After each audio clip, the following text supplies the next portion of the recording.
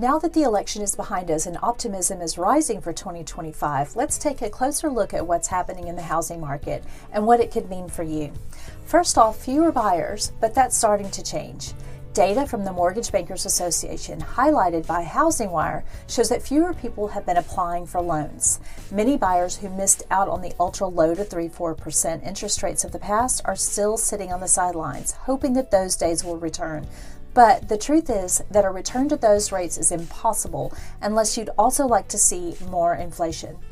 Most experts predict that mortgage rates will stabilize around the low 6% by the end of 2025, and FHA rates this week are already in the low 6s. For buyers, they're finally seeing the writing on the wall.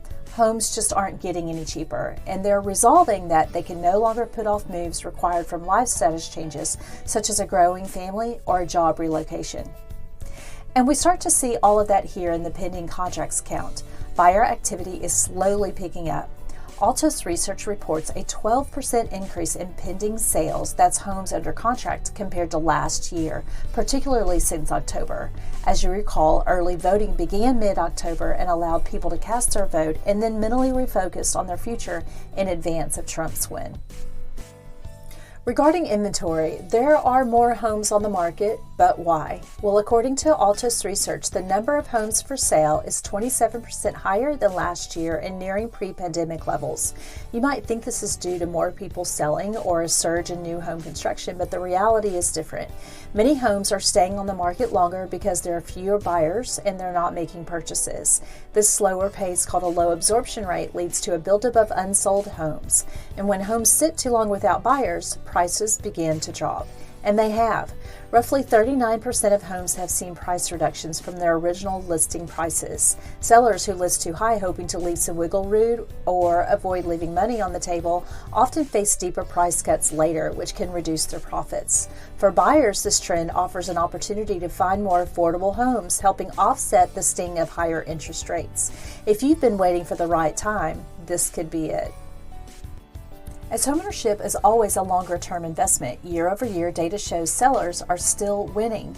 In Waco, Texas, we're seeing resilience in home prices. Comparing November 2023 to 2024, prices are still slightly higher, but just barely, and we believe that this is the market's bottom. Depreciation is unlikely. So why haven't prices fallen more? Well, here's a few reasons. One, there's a shortage of new homes. Post-2008, home builders scaled back significantly, starting a streak of over 15 years of underbuilding. Plus, disruptions from storms and the pandemic have created long-term supply issues.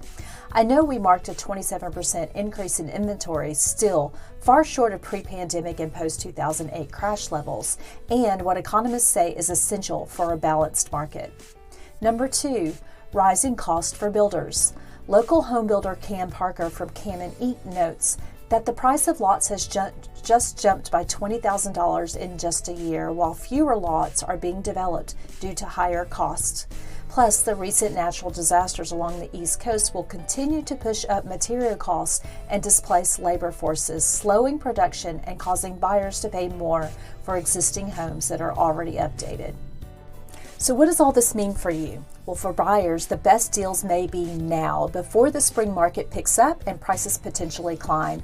Even with today's interest rates, lower home prices can balance out your monthly cost. As I mentioned, the FHA 30-year rate this week was in the low 6s.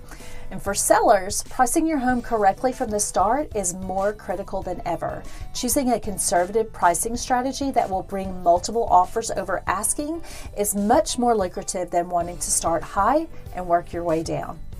So we thank you for watching, and if you need more information about your specific home, we encourage you to reach out. My name is Cristi McGowan, the broker owner of NextHome Town here in Waco, Texas. We'll talk to you soon.